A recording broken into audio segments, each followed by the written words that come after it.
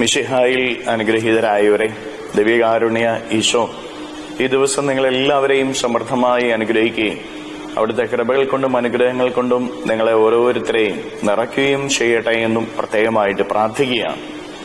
വിശുദ്ധ യോഹന്നാന്റെ സുവിശേഷത്തിന്റെ 7-ാമത്തെ അധ്യായത്തിന്റെ 45 മുതലുള്ള തിരുവചന ഭാഗങ്ങളിൽ നമ്മൾ വായിച്ച് ധ്യാനിക്കുന്നത് പുരോഹിത പ്രമുഖന്മാരും ഫരിസേയരും ഈശോയെ പിടിക്കാനായിട്ട് സേവകരെ പറഞ്ഞയച്ചിട്ട് അവർ തിരിച്ചു വരുമ്പോൾ എന്തുകൊണ്ട് അവരെ പിടിച്ചില്ല എന്ന് ചോദിക്കുകയാണ്. അപ്പൊ അവര് പറയുന്നുണ്ട്, അവൻ പറയുന്നതല്ല സത്യമല്ലേ, അവനെ എങ്ങനെ പിടിക്കും? അപ്പോ ഇതിനെക്കുറിച്ച് സംസാരിച്ചുകൊണ്ടിരിക്കുമ്പോൾ നിക്കോദേമോസ് അവരോട് ചോദിക്കുകയാണ്, ഒരുവന് പറയാനുള്ളത് ആദ്യം കേൾക്കാതെയും അവൻ എന്താണ് ചെയ്യുന്നത് എന്ന് അറിയാതെയും അവനെ വിധിക്കാൻ നമ്മുടെ നിയമം അനുവദിക്കുന്നുണ്ടോ എന്ന്. ഈശോ പറയുന്നത് കേൾക്കാനായിട്ട് നമുക്ക് സാധിക്കണം, അല്ലാതെ അവനെ പിടിക്കാനായിട്ട് നമുക്ക് അനുവാദമില്ല, നമ്മുടെ നിയമം അനുശാസിക്കുന്നില്ല എന്ന് നിക്കോദേമോസ് പറയുക. അവിടെ പുരോഹിത പ്രമുഖന്മാരുടെ മുൻപിലും ഫരിസേയരുടെ മുൻപിലും ഈശോയ്ക്ക് വേണ്ടി സംസാരിക്കുന്നത് നിക്കോദേമോസാണ്. പ്രിയപ്പെട്ടവരെ, ഈ കാലഘട്ടത്തിൽ ഈ ലോകത്തിൽ നമ്മൾ ഓരോരുത്തരും ആയിരിക്കുമ്പോൾ ഈശോയ്ക്ക് വേണ്ടി സംസാരിക്കാനായിട്ട് ഈശോയ്ക്ക് വേണ്ടി നിലകൊള്ളാനായിട്ടും വിളിക്കപ്പെട്ടിരിക്കുന്നവരാണ് ക്രൈസ്തവരായ നമ്മൾ ഓരോരുത്തരും. ഈശോയുടെ മക്കളെന്ന് നമ്മൾ ഓരോരുത്തരും പറയുമ്പോൾ ഈശോയുടെ തിരുമുൻപിൽ നമ്മൾ ഓരോരുത്തരും നിന്ന് നമ്മുടെ നിയോഗങ്ങളൊക്കെ സമർപ്പിച്ച് പ്രാർത്ഥിക്കുമ്പോൾ ഈശോയെ നമ്മൾ ഓരോരുത്തരും വിളിക്കുമ്പോൾ ക്രൈസ്തവരെന്ന് നമ്മൾ വിളിക്കപ്പെടുമ്പോൾ നമ്മുടെ ദൗത്യം ഈശോയ്ക്ക് വേണ്ടി സംസാരിക്കുക എന്നുള്ളതാണ്. ഈ ലോകത്തിൽ ഈശോയ്ക്ക് സാക്ഷ്യം കൊടുക്കാനായിട്ട് വിളിക്കപ്പെട്ടിരിക്കുന്നവരാണ് നമ്മൾ ഓരോരുത്തരും. നമ്മുടെ വാക്ക് ഈശോയുടെ വാക്കായിട്ട് മാറണം. നമ്മുടെ പ്രവർത്തനങ്ങൾ ഈശോയുടെ പ്രവർത്തനങ്ങളായിട്ട് മാറണം.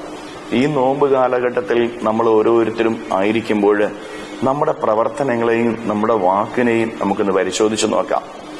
നമ്മൾ പറയുന്ന കാര്യങ്ങൾ ഈശോയ്ക്ക് വേണ്ടിയുള്ള സാക്ഷ്യത്തിനുള്ള കാര്യങ്ങളാണ്. നമ്മുടെ വാക്കുകൾക്ക് സത്യമുണ്ടാകുമ്പോൾ, നമ്മുടെ വാക്കുകളിൽ നന്മയുണ്ടാകുമ്പോൾ അത് ഈശോയ്ക്ക് വേണ്ടിയിട്ടുള്ളതായിട്ട് മാറുകയാണ്. നമ്മുടെ ഇഷ്ടത്തിനനുസരിച്ചോ നമ്മുടെ തോന്നലുകൾക്കനുസരിച്ചോ അല്ല നമ്മൾ ഓരോരുത്തരും സംസാരിക്കേണ്ടത്. നമ്മുടെ തോന്നലുകൾക്കനുസരിച്ചും നമ്മുടെ ഇഷ്ടത്തിനനുസരിച്ചും നമ്മൾ സംസാരിക്കുമ്പോൾ അത് ഈശോയുടെ വാക്കുകളായിട്ട് മാറുന്നില്ല എന്ന് നമ്മൾ തിരിച്ചറിയണം.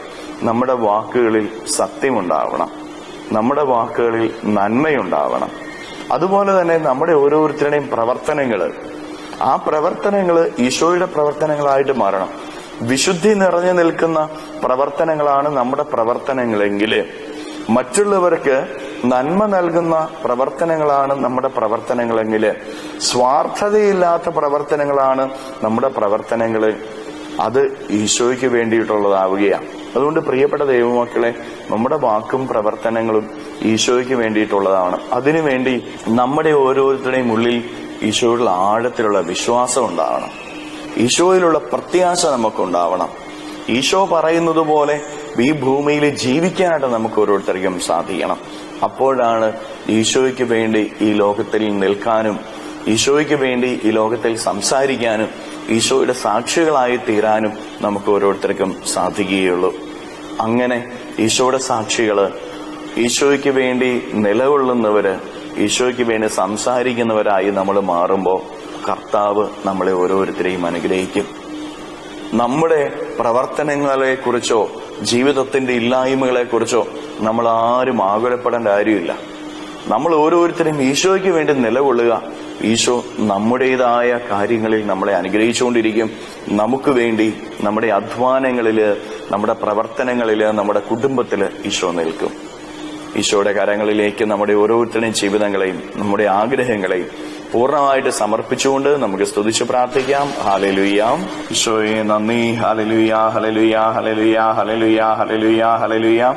കർത്താവായ ഈശോയെ, മക്കളെ ഓരോരുത്തരെയും സമർപ്പിക്കുന്നവരെ ഓരോരുത്തരെയും അനുഗ്രഹിക്കുകയും ആശീർവദിക്കുകയും ചെയ്യണമേ. ഇവരുടെ ജീവിതങ്ങളിലേക്ക്, ഇവരുടെ അധ്വാനങ്ങളിലേക്ക്, ഇവരുടെ നൊമ്പരങ്ങളിലേക്ക്, ജീവിതത്തിന്റെ എല്ലാ അവസ്ഥകളിലേക്കും അങ്ങ് ഇറങ്ങിച്ചെല്ലണമേ. ഇവരെ സഹായിക്കണമേ. കർത്താവെ, ഈ ദിവസത്തെ ഇവരുടെ എല്ലാ അധ്വാനങ്ങളെയും പ്രയത്നങ്ങളെയും സമർപ്പിക്കുന്നു. ഈ ദിവസത്തിലെ എല്ലാ അധ്വാനങ്ങളിലും പ്രയത്നങ്ങളിലും അങ്ങ് ഇവരുടെ കൂടെ ഉണ്ടായിരിക്കണമേ. ഇവരുടെ ഭവനത്തിലേക്ക് ഇറങ്ങി ചെല്ലണമേ. ഈശോയെ, ഇവരുടെ ജീവിതത്തിൽ നിന്ന്, ജീവിതത്തിന്റെ വഴികളിൽ നിന്ന് സർവ്വ തിന്മകളെയും ബന്ധനങ്ങളെയും കെട്ടുകളെയും പിശാചിന്റെ ഉപദ്രവങ്ങളെയും നാരകീയ ശക്തിയിലും ദിവ്യകാരുണ്യത്താൽ ബന്ധിച്ചു നിർവീര്യമാക്കി നരാഗ്നിയിലേക്ക് അട്ടിപ്പായിക്കുന്നു. എല്ലാ കെട്ടുകളും അഴിയട്ടെ എന്ന് കേൾപ്പിക്കുന്നു. Hallelujah, hallelujah, hallelujah, hallelujah. നിത്യം പിതാവും പുത്രനും പരിശുദ്ധാത്മാവുമായ സർവേശ്വര എന്നേക്കും ആമേൻ.